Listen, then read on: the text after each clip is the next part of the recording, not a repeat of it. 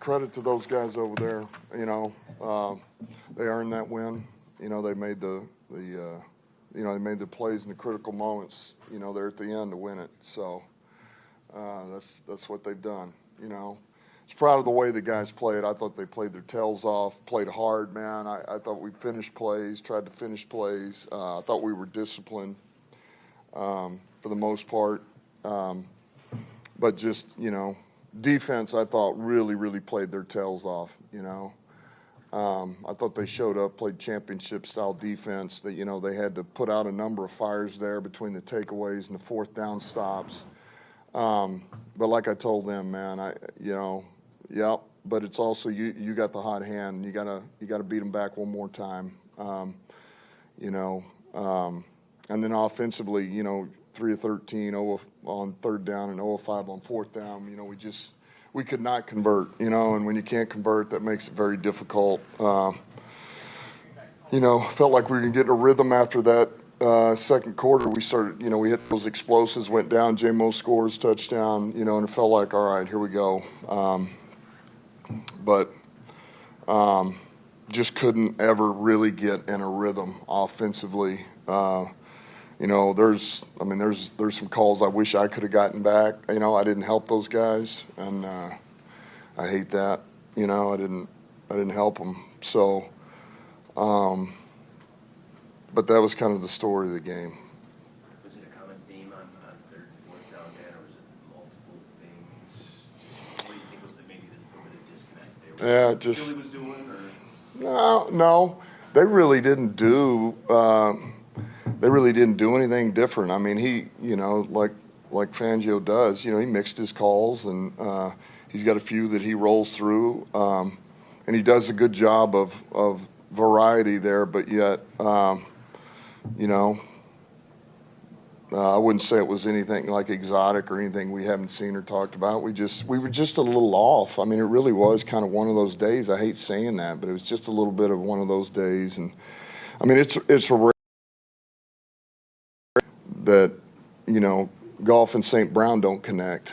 More than that, that's just a rare thing, because those guys have such a good connection. But there again, man, we're all involved in this. We all got a hand in it. From me, the coaches, all of us, man, everybody that's part of this offense. We got to be better, especially in a day like today when you're playing that kind of defense, that kind of team.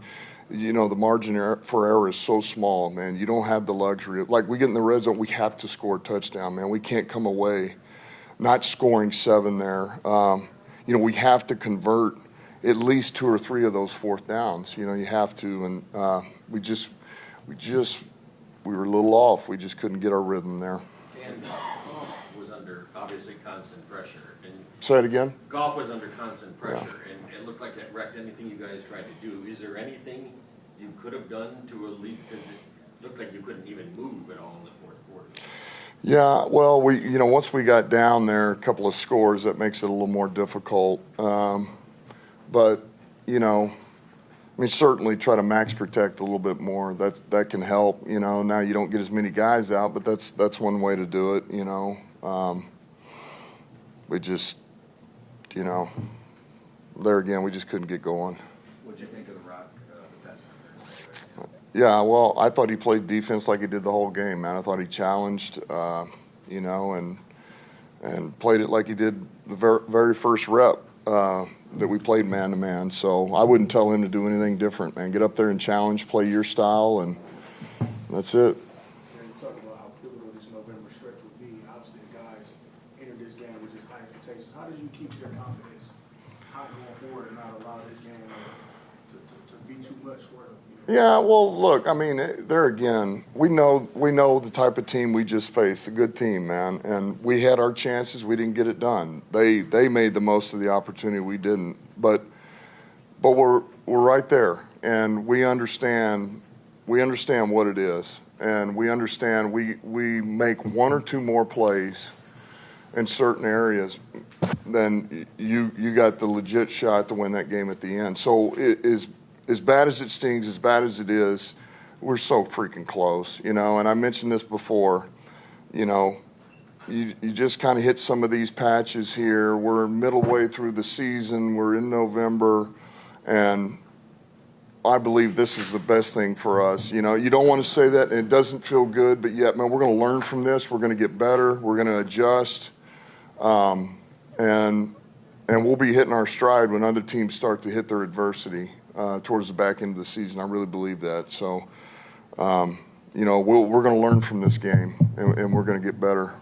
We've seen you dial at the fake punts a little bit over the years. What made you want to try it tonight? What kind of look did you think you had? Yeah, I just believe that we were going to, you know, I thought we could get those guys off balance. And obviously that didn't happen, you know. I felt like the look was there to move them, and they did a good job. They were ready. They were ready. How much did the elements play a part in some of those offensive struggles? Man, I didn't feel like, you know, look, we had a little bit of wind, but I really didn't feel like that was, it was something abnormal. You know, like that we were in frigid temperatures, or so I really didn't believe that was it. You know, I don't feel that way. It just, you know. Didn't impact your play calling? No. I mean, there was a couple of things early in the game that I wanted to be smart with because, look, there was a little bit of wind.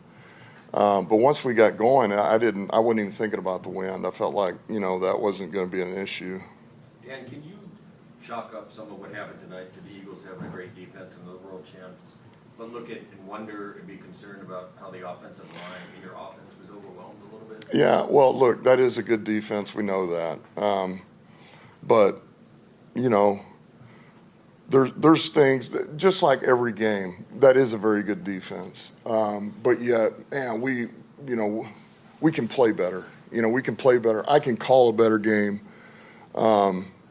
And there again, in this type of game, knowing what it is, man, we're talking about 1, 2, maybe 3 plays is the difference. And we're sitting up here and we just won the game, and it's like, whoa, man, you know, that was a hell of a win. You guys stuck it out, you know. But we just didn't make those plays. And so, you know, I really believe that's not going to be the norm, what happened today. I don't believe that's the norm. You know, we could not quite convert. We were a little bit off. And I don't believe that's going to be here to stay. You know, we're going to clean up a few things. We're going to find our rhythm, and we're all going to be better for it. What do you tell Jameson about the penalty to jump on the ball? Yeah, I told him it's a hell of a play. Don't do that again. Before the half, they got inside the 5 there. You had all 3 timeouts. Did you choose? Right before halftime? Right before halftime. Yeah, I thought about it. You know, I was like, man, maybe I'll just go ahead and bang that right now. But I knew we were getting it after halftime, and really what I did, I just kind of waited. I was going to wait until we hit about under a minute, and then at that point I just kind of let it go, like, all right, we'll get it back. So absolutely, I talked about it, thought about it, and I chose not to there. I chose not to. I said, you know, we'll take it in the third quarter. You know, we come out of halftime, and so, yeah, I did think about it. With all the teams kind of bunched together right now, especially in your division, how do you view the final portion of the season for you guys in terms of the playoff push and what needs to be done to kind of get that run going? Yeah, I mean, look, you take it one game at a time. You really do. I mean, we got the Giants this week, so we got to rebound, clean a couple of things up, go back to work, and get a dub, you know. And I mentioned this before, but everybody's playing everybody now. This is what's going to happen over the next couple of months here is all these teams we're bunched in with begin to play each other, you know, division games, NFC games, and so that'll all handle itself. You just worry about your own business. We're going to worry about us one game at a time. 2 things. Last 2, Dave, the tush push, you guys shut that down. Just, I guess, explain the strategy, just putting all the beef up front, getting some leverage. Yeah, you know, we got guys that play with leverage. You know, they're strong, they're stout. Reeder and Lopez and Mack, and we got some tree trunks in there, man. They know how to grow roots and anchor in there, and that's where it always is going to start. So I thought the guys handled it well, did a great job, and it paid dividends today. It gave us a chance.